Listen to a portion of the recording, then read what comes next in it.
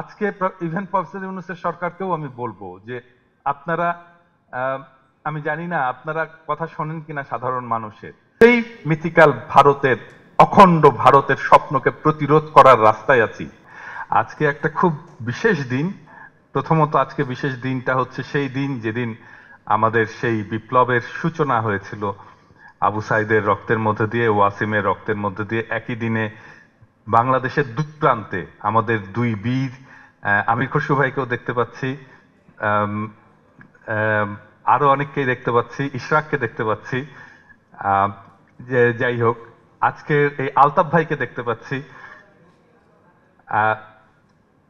আমি আজকের এই দিনে দেখেন বাংলাদেশের দুই প্রান্তে দুইজন বীর রক্ত দিয়ে আমাদের এই মহামুক্তির মহাদিনের 5ই আগস্টের দ্বার প্রান্তে আমাদেরকে পৌঁছে দিল। এটা একটা বিশাল ঘটনা, যেই ঘটনাটা প্রতীক, এই প্রতীকটাই এমন যে পুরো বাংলাদেশটা জেগে ওঠার জন্য তৈরি হচ্ছে।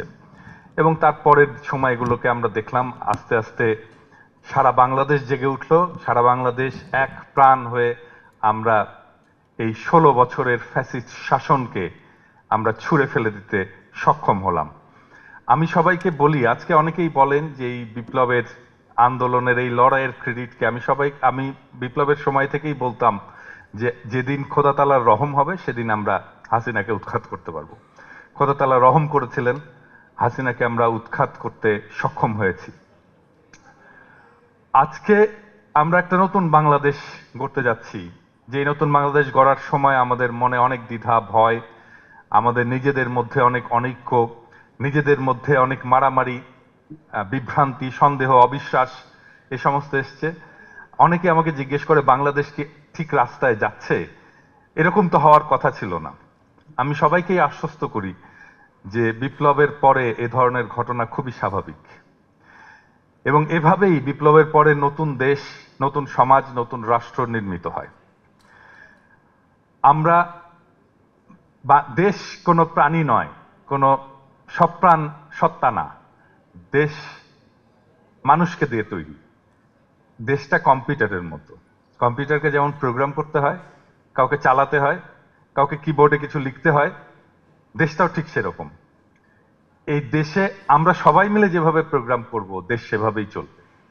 দেশকে আমরা যেদিকে চালিয়ে নিতে চাই, দেশ সেদিকে যাবে। আমরা কোন দিকে চালাতে চাই এই ব্যাপারে সবার মনে হয়তো নানা ধরনের স্বপ্ন আছে, স্বপ্নকল্প আছে।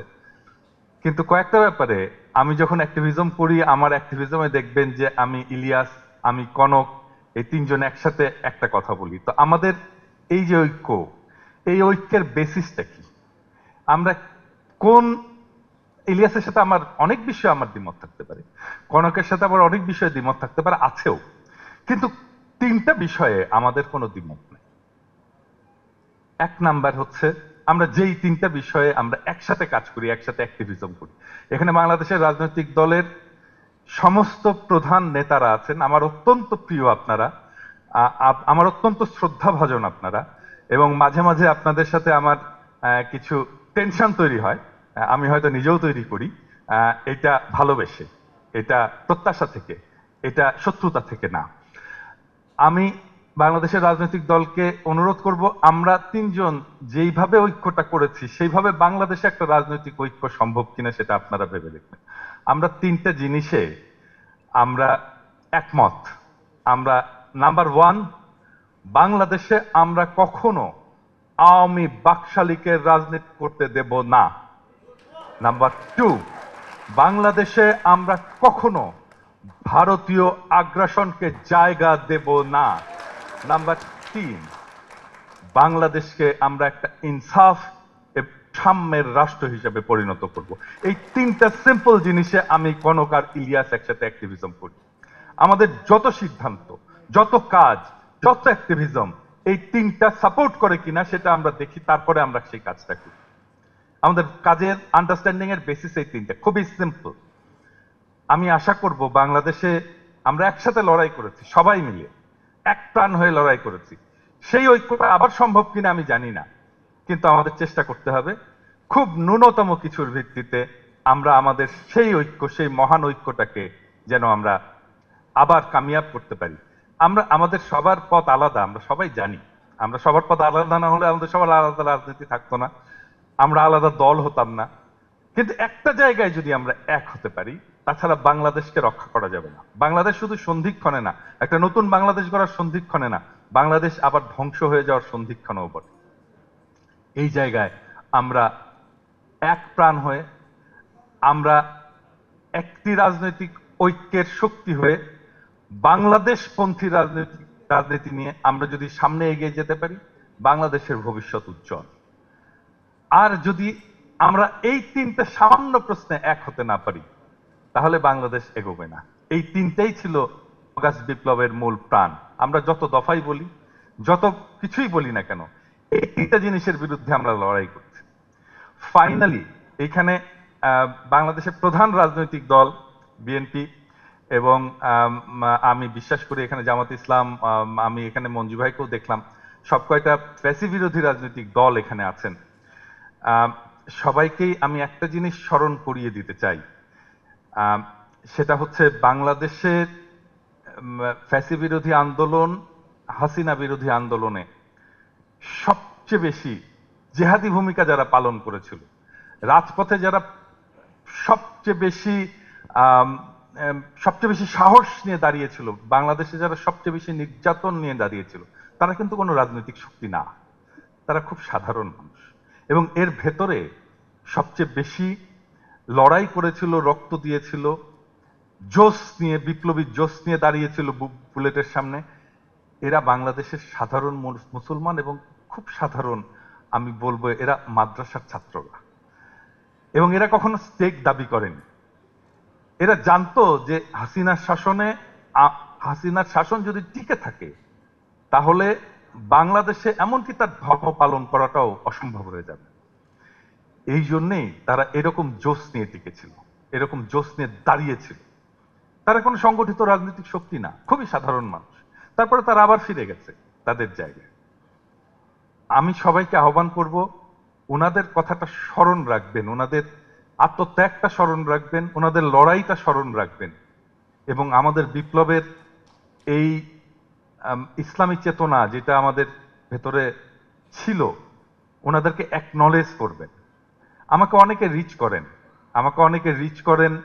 আমাকে অনেকে অনেক কিছু বলেন, এবং অনেকে খুব হতাশার কথা বলেন, কারণ ওনাদের বলার জন্য কেউ তো নাই, ওনাদের কথা তো কেউ বলে না। আজকে ইভেন প্রফেসর ইউনূসের সরকারকেও আমি বলবো যে আপনারা, আমি জানি না আপনারা কথা শোনেন কিনা সাধারণ মানুষের, আপনারা কথায় কথায় ইনক্লুসিভনেসের কথা বলেন। বাংলাদেশে আওয়ামী লীগ কথায় কথায় সেকুলারিজমের কথা বলতো, ধর্মনিরপেক্ষতার কথা বলতো। ধর্মনিরপেক্ষতা, সেকুলারিজম তো খারাপ কিছু না, কিন্তু তারপরেও বাংলাদেশের মানুষ এটাকে সন্দেহ করতো কেন জানেন? কারণটা হচ্ছে আমাদের মুক্তিযুদ্ধের যে চেতনা, এটার মধ্যেই তো ছিল সাম্য।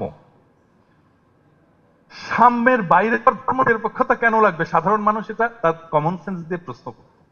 তারা বুঝতে এর মধ্যে এমন একটা কিছু আছে যেটা আমাকে আমার ধর্ম থেকে দূরে সরিয়ে দেবে। আসলে তো তাই ছিল। আদারওয়াইজ যদি আমি সাম্যের মতো একটা আদর্শকে আমি আমার রাষ্ট্রের আদর্শ বলে গ্রহণ করি, তাহলে আলাদা করে ধর্মনিরপেক্ষতা বলার দরকার পড়ে না তো। তাহলে দরকার পড়লো কেন? এটা সাধারণ মানুষ বুঝতো তার কমন সেন্স দিয়ে। আজকেও সাধারণ মানুষ ইনক্লুসিভনেস এই কথাটাকে ভয় পায়। আপনারা ওনাদের ভয়টাকে, ওনাদের আশঙ্কাটাকে আমলে নেন।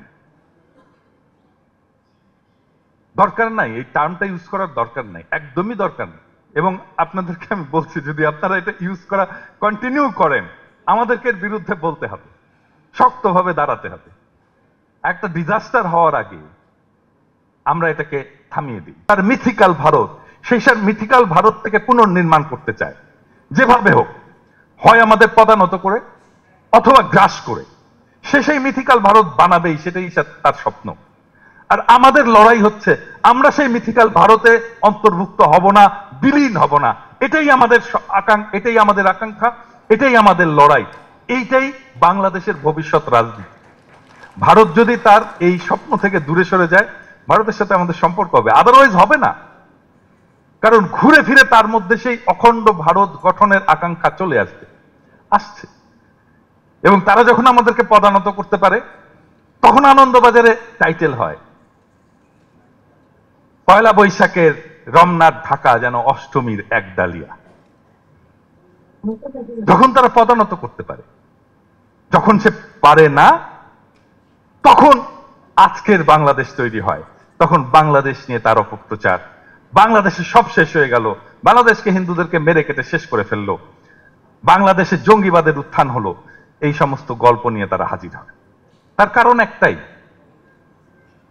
একটাই, তার মিথিক্যাল ভারত, অখণ্ড ভারতের স্বপ্ন ধাক্কা খায় যখন আমরা প্রতিরোধ করি। আমরা আজকে সেই মিথিক্যাল ভারতের, অখণ্ড ভারতের স্বপ্নকে প্রতিরোধ করার রাস্তায় আছি। সেই জন্যই ভারতের সাথে আমাদের সম্পর্ক। এটা ইন্ডিয়াকে বুঝাতে হবে যে মাথা থেকে ওই শয়তানি অখণ্ড ভারতের চিন্তা বাদ দাও, তাহলেই এই অঞ্চলটা শুধু ভারত নয়, ভারত, বাংলাদেশ, পাকিস্তান, ভুটান, মালদ্বীপ সব সহ যে অঞ্চলটা তাদের সেই মিথিক্যাল ভারতের অংশ, সেই অঞ্চলটাই দেখেন অশান্ত। এবং সেই অঞ্চলের বিভিন্ন ভাষা, বিভিন্ন রাষ্ট্র, বিভিন্ন জনগোষ্ঠী বারে বারে বেরিয়ে আসার চেষ্টা করছে, ভারতীয় আধিপত্যবাদ থেকে, ভারতীয় আগ্রাসন থেকে বেরিয়ে আসার চেষ্টা করছে। করবেই, এটা করবেই। কোন একটা জাতি যদি স্বাধীন সত্তা নিয়ে দাঁড়াতে চায়, সে এটা সেটা করবে, সব সময় করবে। আমরাও এটা করব।